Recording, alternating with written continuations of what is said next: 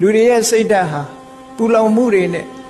အမြဲတမ်းရပ်တည်နေကြတယ်ကိုယ်ဘဝကိုပြန်လည်ပြီးတော့အကဲခတ်ကြည့်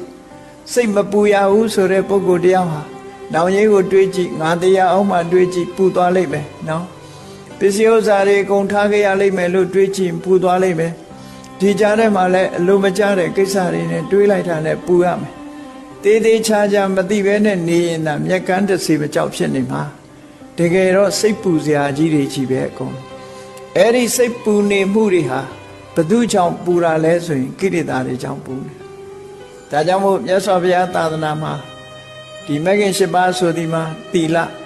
သမာဓိပညာဒီ၃မျိုးသာဖြစ်တယ်ပေါ့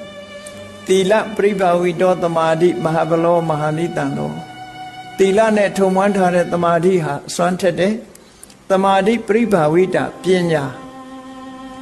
မဟာဗလာမဟာနိတံသာသမာဓိနဲ့လွှမ်းခြုံထားတဲ့ပညာဟာလည်းအစွမ်းထက်တယ်ပညာပရိဘာဝိတံစိတ်တံသမ္မာဒေဝဝိမုစ္စတိအာတဝေဟိလို့ဆိုတဲ့အတိုင်း